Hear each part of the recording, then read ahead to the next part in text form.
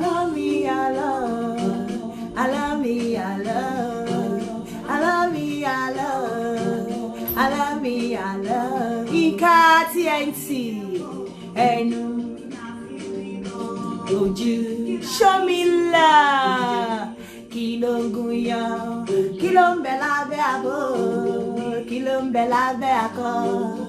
Kí ló mú wa pòbò lójú ara? Kí ló mú wa pòkó ní kìíní? Kí ló mú wa pòbò lójú ara? Kí ló mú wa pòkó ní kìíní? Alábòsí ń pòbò lójú ara. Ẹ ò ráyé lóde, òbòlòbò ń jẹ́ kó lórúkọ méjì. Amóye kú ọlọ́mọ àjíkí, àrídàtọwọ́lẹ̀ amúnisìwí. Ẹ̀rí láì jẹ́tẹ́tẹ́, oko báyọ̀ ọ̀dà tí ń fòkè. Mo ti dé o, Yinka TNT live. Ìrọ̀lẹ́ ìtumọ̀ gbẹ́sìkì. Ẹ wá ìsúnmọ́ bí ẹ wá wo ètò tó borí ètò bá bá ètò. Mo tún ti dé o, Yinka TNT. Ẹ lọ pera yín wá, show me love, show me love, show me love, show me love. Show me love. I don't start again, no. TNT tó gbáski.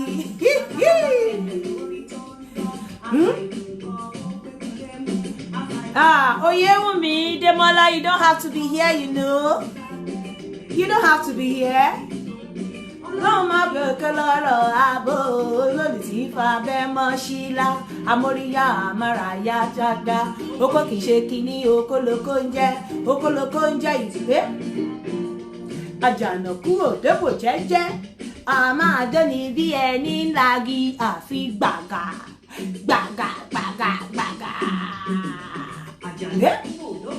Ẹ ṣeun. Gbàgà. Ẹ̀yin boys. Jangbala ìjùgbù jangbala. Jangbala ìjùgbù angbala. Jangbala ìjùgbù jangbala. Olúyinka TNT, mo tún ti dé, show me love. If you are not interested in this program, you don't have to be on this platform at this hour, you know.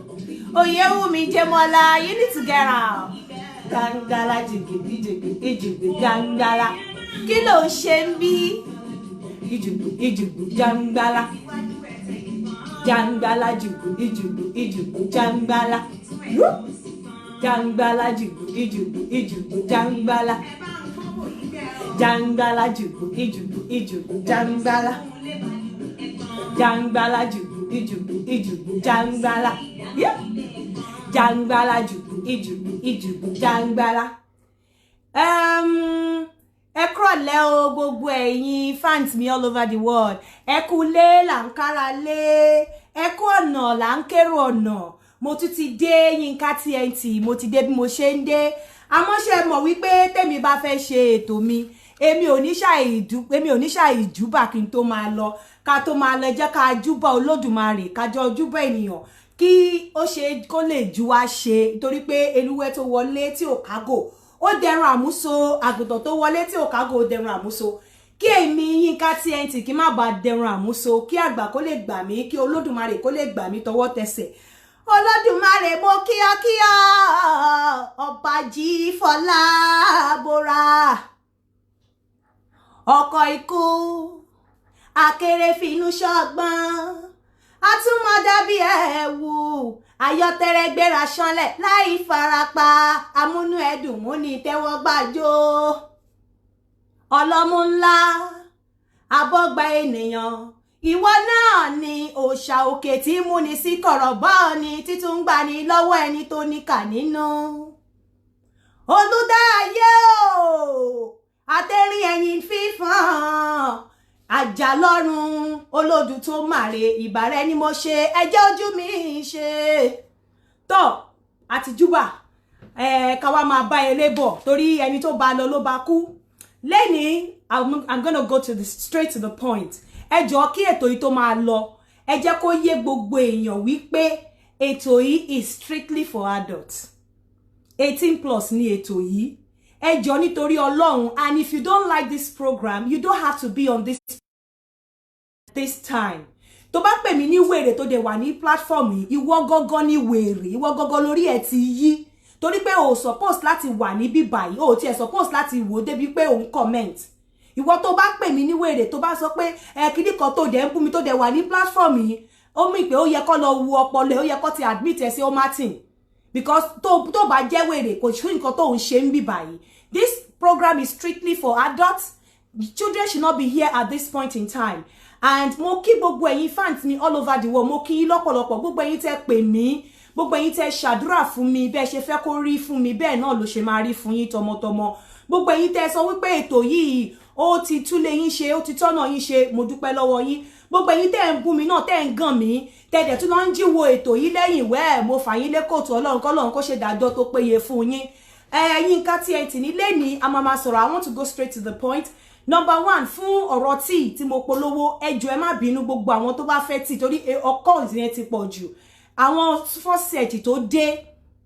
ó ti tán, mo dẹ̀ ti order mi, and very soon you are going to be having Yínká TNT Dido Herbal Tea. Yínká TNT Dido Herbal Tea. In fact, you will not be disappointed, honestly. Tó máa ṣiṣẹ́ fún delay ejaculation, tó dẹ̀ máa ṣiṣẹ́ fún pé kí ọkùnrin lè wà very strong láti dóòbò. Ní orí platform yìí, àwa kì í pe òbò ní àǹtí, a kì í pe òbò ní vagina torí ọmọ Yorùbá ni wá, a dẹ̀ kì í pe penis ní broda, a kì í pe penis ní, a kì í pe okó ní broda, a dẹ̀ kì í pe okó ní penis torí ọmọ Yorùbá ni wá. So mo expect pé gbogbo àwọn tó wà lórí platform yìí at this point in time, they are all adults. It's strictly for adults 18 plus. Ẹni tí ó bá kí ń ṣe adult, kí ọlọ́mọ kó jọ kó kìlọ̀ fọ́mọ àwọn ọmọ tó bá ti wà below 18. But ẹ má gbàgbé pé àwọn ọmọ igan ti ń ṣe sex education from primary 5 ní bíbá. But that's notwithstanding, ẹ má jẹ́ kí it's strictly for adults. Nǹkan tí mo fẹ́ mú sọ lẹ́ni, ẹ má gbàgbé mo sọ wípé a máa kọ́ bí a ṣe ń fi èso dó obìnrin, bí a ṣe ń dó àwọn obìnrin tó sanra, bí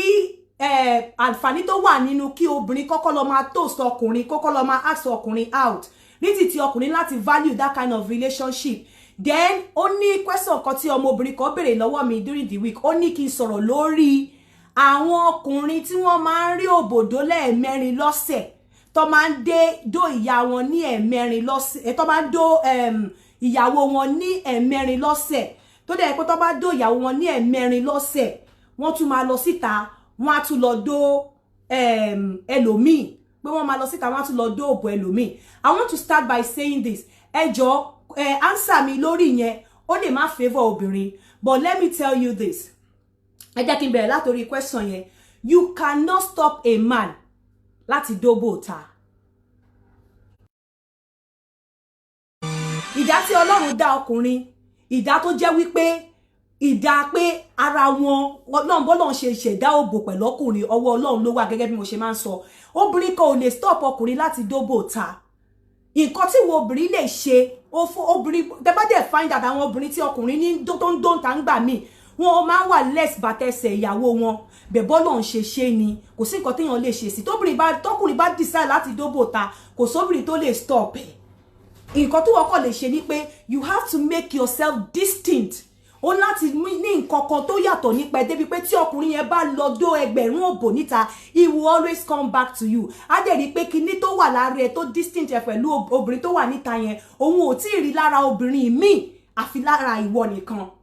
Bóyá obìnrin tí ọkùnrin yẹn ń dó níta o, bóyá yẹn máa ń wọ full pant ni o, ìwọ lè decide láti máa wọ G-string pant, ìwọ lè decide láti máa wọ pátá tí ò ní space ní abẹ́, tó jẹ́ pé tọkùnrin yẹn bá fẹ́ dó ẹ̀, ó kàn máa focus straight ní apáta yẹn open lábẹ́. O lè decide láti máa wọ̀ yẹn fún ọkọ ẹ̀ àbí partner ẹ̀, kí ó dẹ̀ pé àwọn tó ń dó táwọn ṣẹ̀ máa bọ́ pátá ni. Ìwọ lè wo rẹ̀ kó ní òkè partner mi látẹ̀ni lọ tó bá fẹ́ dó mi, mo fẹ́ kó máa ya pátá mọ́ mi nídìí, níbi tí ẹ fẹ́ kó máa wọ pátá mi, tí ẹ fẹ́ kó máa bọ́ pátá mi rárá, kò decide láti máa wọ disposable pants. Ó dẹ̀ lè decide láti máa wọ pátá sí abẹ́ aṣọ. Just look for something that is distinct, something that will differentiate you from every other woman outside.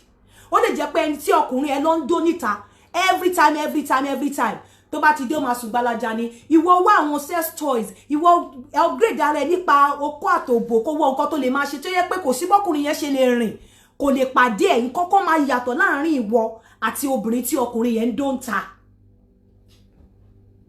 Those are the reasons, àwọn nǹkan tó lè ṣe tó fi jẹ́ pé at least wàá keep man yẹn wherever he goes to he will always come back to you. Ipe ó dún ẹlẹ́ẹ̀márùn nínú ilé kò mí tó wọ́n mọ nǹkan tí ẹni tó ń fún ní òbòdó ń ta ọmọ nǹkan tó ń ṣe ìwọ́n mọ̀ bóyá yẹn ní vagina tightener tó fi ń tight òbò ẹ̀ tẹ́ pé tó kó ọkọ̀ ẹ̀ bá wọnú òbò ẹ̀ bá ó máa grip ẹ̀ ni ìwọ́n mọ̀ bóyá muzzle ẹ̀ bóyá ó tight tó ti mọ nǹkan tó ń ṣe sí muzzle ẹ̀ tó yẹ pé ó máa grip okó ọkọ̀ ẹ̀ ni so ìwọ náà wàá step up game ẹ̀ wàá ṣe nǹkan tó jẹ́ wípé tọkọ ẹ̀ bá ti bọ́ta you always remember to come back home òbò ta yẹn akọ̀ bó bá fẹ́ dọ́dọ̀ fún fàájì ní ó ti mọ̀ pé àwọn nǹkan kan wà tó wà lára ìyàwó òun ilé tóun ò lè rí ń ta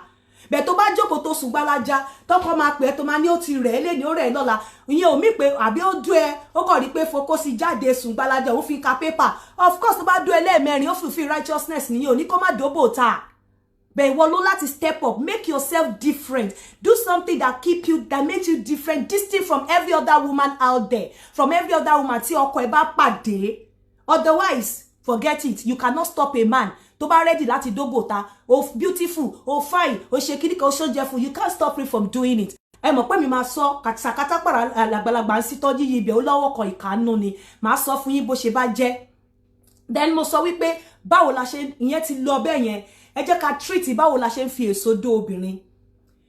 àwọn obìnrin kan wà tó jẹ́ wípé kò sí bó ṣe lè ṣe you need to do extra work láti get wọn wet so irú àwọn obìnrin yẹn ọ̀gẹ̀dẹ̀ ó dùn mí pé mi ò ra banana tá ń jẹ a lè fi stimulate obìnrin a lè fi tickle ìdọ̀ wọn tàbá a ti gbé banana yẹn sínú fridge àti tútù dáadáa àti strawberry onírẹ̀ tó máa ní kíní green yẹn àti tútù dáadáa àwa bo tàbá ti fẹ́ dó wọn a ní kọ́là òbò wọn lẹ̀ a fi ọwọ́ fẹ ibi tí clitoris wà a fi sí orí ẹ̀ ó máa tutù omi máa jáde ní inú ẹ̀ ni ó máa jẹ́ kó máa wet immediately a try láti fi fiddle around there a dẹ̀ mú wọlé a fi wọlé a fi jáde a mú wọlé a fi jáde tàbá tún fẹ́ da orí obìnrin yẹn rú a ti bẹnu ayọ̀ ìyẹn àwa ọkùnrin a ti bẹnu ayọ̀ a tún ti bọnú òbò ẹ̀ a tún fọwọ́ tíkùlẹ̀ a tún ti bẹnu a tún yọ tó bá wá wùwà gan a lè fi sí àárín òbò ẹ̀ kí òbò ẹ̀ hold ẹ̀ a dẹ̀ máa gejẹ a máa gejẹ títí tó máa fi tán tó bá tán a fi àwọn wa mú the last one jáde lẹ́nu wa a dẹ̀ kókó sí wàláhì obìnrin yẹn máa da omi lára ni bẹ́ẹ̀ náà ni strawberry ìyẹn jókòó báwo la ṣe ń dó àwọn tó sanra ṣe mọ̀ pé àwọn tó sanra wọ́n máa ń níkùn so there are different ways tá máa fi ń dó wọn but ways nǹkan kan tá máa wà after ni wípé a fẹ́ kí ikùn wọn kó jẹ́ kíní fún wa a fẹ́ jẹ́ kí ikùn wọn kó jẹ́ ìdíwọ́ fún wa so nǹkan tá máa ṣe tá bá fẹ́ dó wọn you need to try to get rid of the tummy get rid of the stomach how would you get rid of the tummy you get rid of the tummy most especially a máa lo kíní couch a máa lo couch wa pé kí obìnrin tó sanra àní kó kúnlẹ̀ síbi couch pé kó mú dání so tó bá kúnlẹ̀ síbi couch tó bá mú ìyẹn chair tó wà nínú parlour or any chair any seat àní kó kúnlẹ̀ kó mú dání so ikùn ẹ̀ weight ikùn ẹ̀ máa rest sórí chair yẹn àwa lè wọlé látẹ̀yìn a bá ní pé kó lọ dáadáa kó dùbù dáadáa kó mú chair yẹn dání so à wọlé látẹ̀yìn so nígbà míì tẹ́ bá ní pé ẹ bá fẹ́ sọ pé kó sùn sílẹ̀ tó bá sùn sílẹ̀ ẹ máa ní kó kó ẹsẹ̀ méjèèjì kó kó sí léjìká so ẹsẹ̀ ọ̀tún á hold ibi ikùn tó fọ́ sí right side ẹsẹ̀ òsì á hold ibi ikùn tó fọ́ sí left side torí ẹsẹ̀ yẹn bí báyìí ló wà so ẹ̀yà lè ráyè coming láti ìyẹn tó bá fẹ́ sùn tó bá dẹ̀ fẹ́ pé ẹ fẹ́ jẹ́ kó sùn gbalaja kó na ẹsẹ̀ straight ni but ẹ make sure pé as you bẹ́ bá ṣe ń rẹ́ǹtẹ̀ tẹ̀ ń wọlé tẹ̀ ń jáde ẹ̀ ń close ẹsẹ̀ yẹn ẹ̀ ń fún ní ẹ̀ ń close ẹsẹ̀ yẹn díẹ̀díẹ̀ so that okó yín muscle tighten mọ oko yín because ó tóbi then steadily pé kí òbò yẹ kó rí bí òun náà ṣe rí so ẹ máa tighten tẹ́ bá yẹ kó fẹsẹ̀ sílẹ̀ fẹ́ ṣe daddy and mommy style ẹ make sure pé àárín yẹn ẹ kọ́kọ́ wà ńbẹ̀ so after some time ẹ wá mú ẹsẹ̀ yẹn ẹ jẹ́ kó máa close ẹsẹ̀ ẹ wá mú ẹsẹ̀ tiyín ẹ fi síta tóun bá wà láàrin tóun bá fa ẹsẹ̀ ẹ mú ẹsẹ̀ yín ẹ jẹ́ kí ẹsẹ̀ ọ̀tún ẹ̀ kó wà nínú ẹsẹ̀ tí yín á wà níta ẹ fi close ẹ̀ ẹsẹ̀ òsì ẹ̀ á wà nínú ẹsẹ̀ òsì tí yín á wà níta ẹ fi close ẹ̀ ẹ wá máa close ẹsẹ̀ yẹn díẹ̀ wáì tí oko yín lọ sínú tó ń bọ̀ ẹ máa close ẹsẹ̀ yẹn ẹ máa close ẹsẹ̀ tiẹ̀ díẹ̀ mọ oko yẹn so muscle ẹ̀ á lè wà tighten because ó loose torí pé wọ́n sanra but the best thing you have to help them to tighten the muscle. You help àwọn tó sanra láti tighten muscle wọn by closing ẹsẹ̀ tó fẹ̀ tẹ́ ń ṣe daddy and mommy style yẹn ẹ wá máa close ẹsẹ̀ yẹn sí àárín ẹsẹ̀ tí yín méjèèjì ló máa guide ẹsẹ̀ wọn sí àárín ẹsẹ̀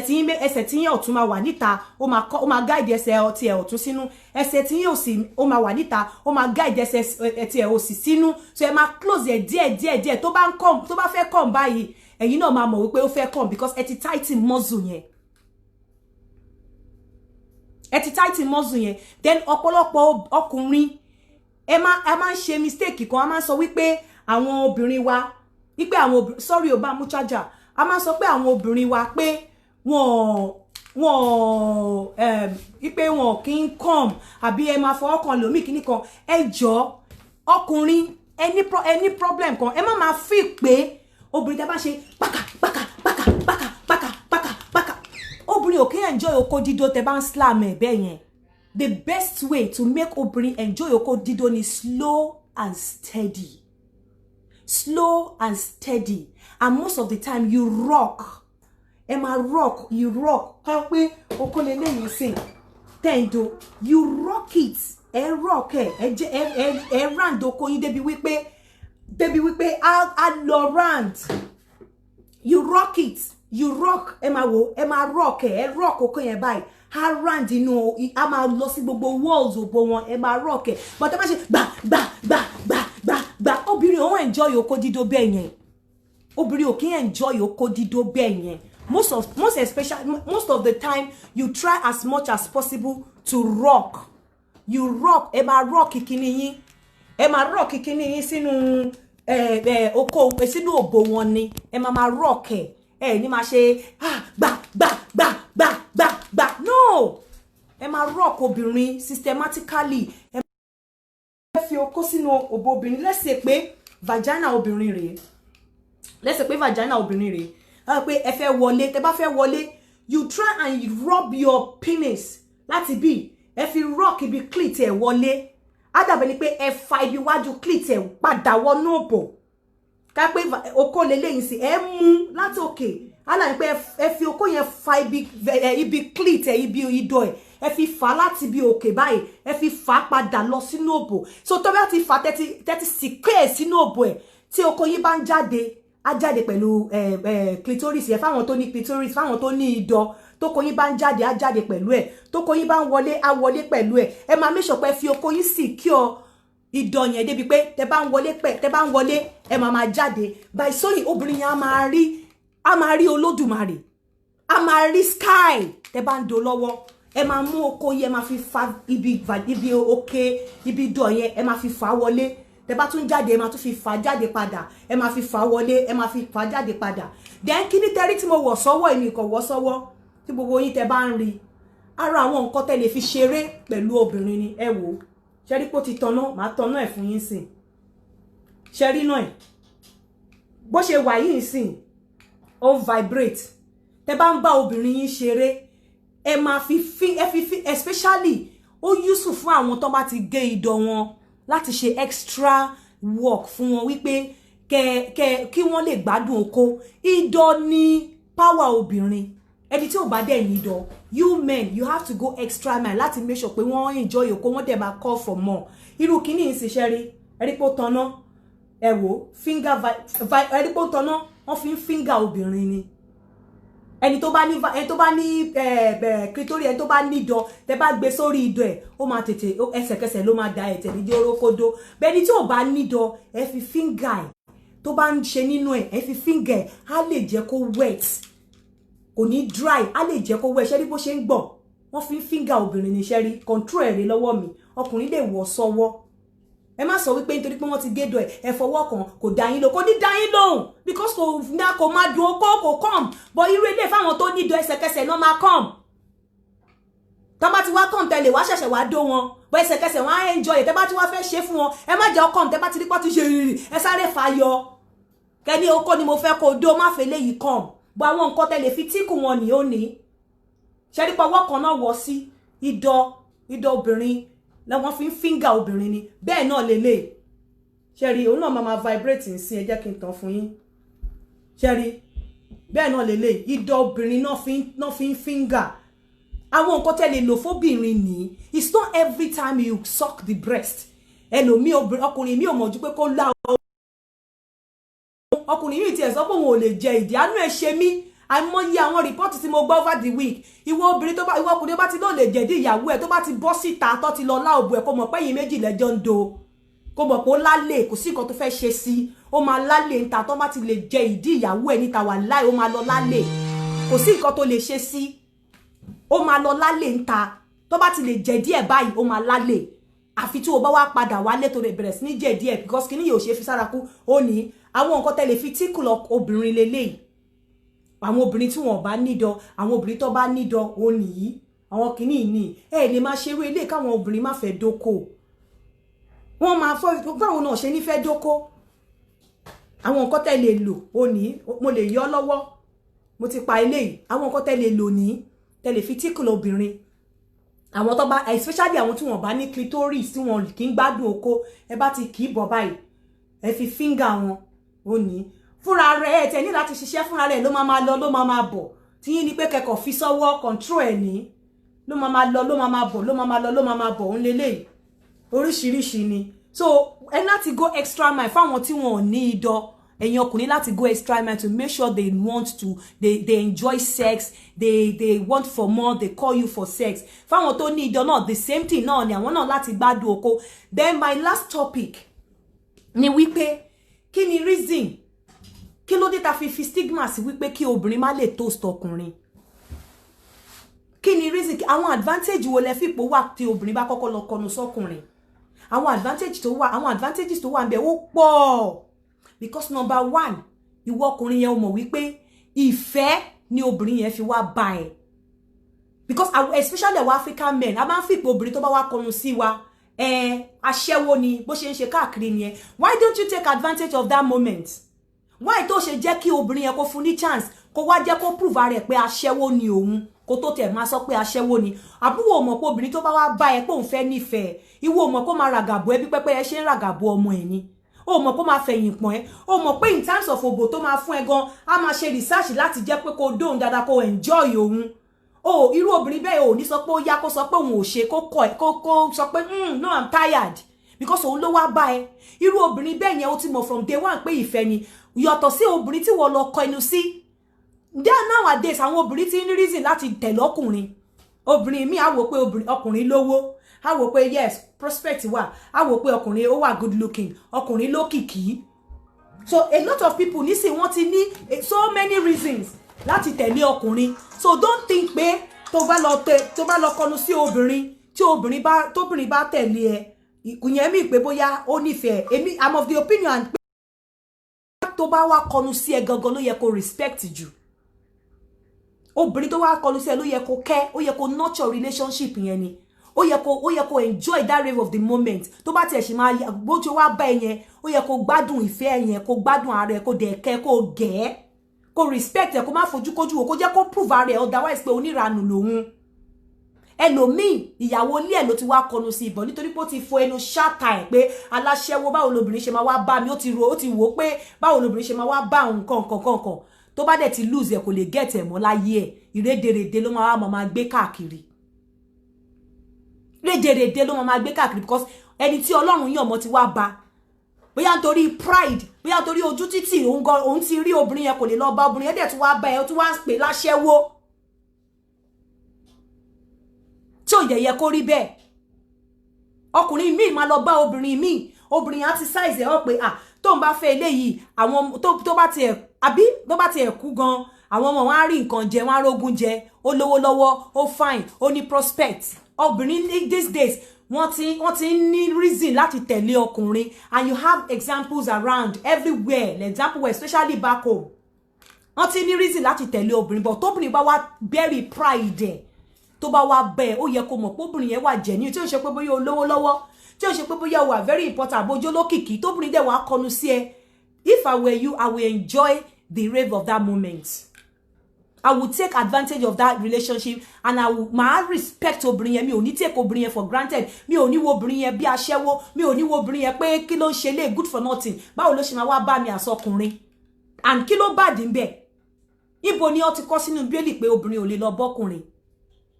kí ló bá dín bẹ́ẹ̀ kí ló dé tá fún ara ìlú kí ló dé tá fi jẹ́ pé especially our Nigerians kí ló dé tá fi máa pọtí ilé kó tá fi máa àwọn nǹkan tí ò rẹ àwọn òṣì ara ṣe ọmọ ara ta má ta yà àwọn nǹkan tí ò yẹ ká máa kàkún la máa ń kàkún why kí ló dé in terms of dídó gan wàá gbádùn róòbù ẹni bẹ́ẹ̀ torí ó máa open up fún ẹ tán ni gbogbo nǹkan ló máa fẹ́ fi satisfy ẹ ní kíkẹ́ onítọ̀hún á kẹ́ ẹ á fún ẹ nífẹ̀ẹ́ á fún ẹ ní gẹ̀ á fún ẹ ní love á fún ẹ ní everything tó fẹ́ á protect ẹ á ràgàbọ̀ ẹ bí ìyá.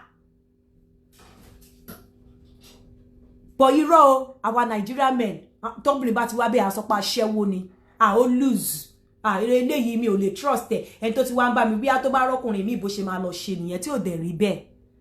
at least from day one wá ti mọ̀ wípé òun ló wá bá mi ó nífẹ̀ẹ́ mi ó ní disadvantage náà disadvantage ẹyọkọ tí mo kọ̀ rí ni pé tọkùnrin obìnrin bá wá bẹ́ẹ̀ tó bá sọ no at least obìnrin yẹn ti mọ̀ pé from the beginning ló ti sọ no kò ṣe pé bóyá wà nínú relationship ẹ ti jọ nurture relationship at the end of the day ó wá disappoint ẹ ó lóò ṣe mọ́ so ẹ̀yin èèyàn ṣe mọ̀ pé kò yẹ ká máa pẹ́ lórí ètò yìí kó tó di pé a tún mú nǹkan mi wà níjọ́ mi ẹ má gbàgbé you don't have to buy it from me but if you need it my number is +447404851234 +447404851234 you don't have to buy it from me but mo kàn sọ fún ẹ̀yin ọkùnrin especially ẹ̀yin tẹ́ fún mi ní report a lot of reports pé kò like oko ẹlòmíì ló ń fẹ́ fi girlfriend òun lẹ̀ báwo ló ṣe fẹ́ like oko ńgbà tó yẹ pé every time oko nìkan ló máa ń yọ kó dẹ̀ mú ọyàn kó fi irun ṣeré o ní anything o tiẹ̀ anything tó tiẹ̀ lè fi tó tiẹ̀ fi pé ọmọ ọkùnrin yìí mi tí mo surprise tó fẹ́ fún mi lẹ́ni ò ní any surprise tó fẹ́ fọ́ obìnrin oko ọyàn ẹnu oko ọkùnrin mi àtẹ̀ lóhun ò kí ń kíìsì my last ọ̀rọ̀ ni pé ẹ jọ gbogbo ẹ̀yin ọkùnrin ẹ má tanra yín pẹ̀lú nǹkan tí etí mi ti gbọ́ látìgbà tí mo ti bẹ̀rẹ̀ ètò yìí wíìkì tó tiẹ̀ lọ yìí ó ga obìnrin tó bá ti demand wípé kẹ́ lá òbò òun wàláhì tẹ́ ẹ̀ bá lá òbò ẹ̀ tóbìnrin kó tó wá demand pé kẹ́ lá òbò you must think pé kí ló rò débẹ̀ ó dẹ̀ ti wá demand bẹ̀ tẹ́ ẹ̀ bá ti lá òbò ẹ̀ ọlọ́run ọba kẹ́ mọ̀ pé yìí nìkan kọ́ lẹ̀ ń fẹ́ o obìnrin tó bá ti lè fẹ́ náà rẹ̀ sọ pé jẹ òbò mi tó ní obìnrin kan tiẹ̀ ní ọkọ òun sọ pé ẹnu tóun fi ń gbàdúrà kí ló kan lọ́hùn pẹ̀lú yẹn fa kí ló kan lọ́hùn pẹ̀lú ẹni tó fi ń gbàdúrà ò lè fi lá òbò okó tọ́dọ̀ ń dá ẹ ọlọ́run ò sọ pé kí ló dé tó wá ń fi okó yẹn dé obìnrin míì tí ò ń ṣe ìyàwó ẹ kí ló dé tó fi dé obìnrin míì tí ò tí gbé tó ò tí sanwó orí ẹ kí ló dé tó fi okó yẹn dé obìnrin tó fi sílé tó ṣèyàwó pẹ̀lú tó dẹ̀ ti ń jẹ́ orúkọ ẹ̀ tó bọ́ ṣùgbọ́n tó ṣèyàwó pẹ̀lú ńgbà tó mọ̀ pé ẹnu tí ọlọ́run fẹ́ ò lè fi lá òbò kí ló tó ń fokó yẹn dé òbò ẹ máa tanra yín yẹ̀yẹ́ náà tù kí ló kọ́ lọ́run pẹ̀lú gbogbo yẹn ìyẹn lọ́lọ́run bá yín sọ ìyẹn ni inú mímọ́ ìyẹn ni ìṣoore ìyẹn ni àánú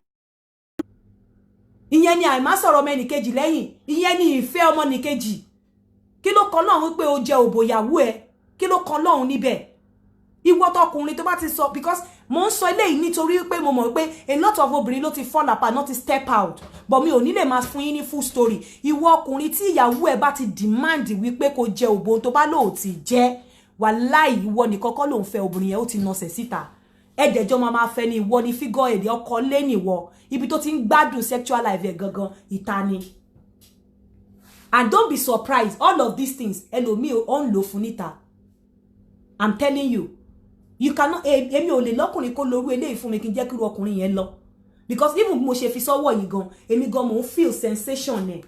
you can imagine kó wà lórí clit bó ṣe wà is rechargeable kò ṣe nǹkan tẹ́ máa ra charge should be on my bed kò ṣe nǹkan tẹ́ máa ra kíní sí òní rechargeable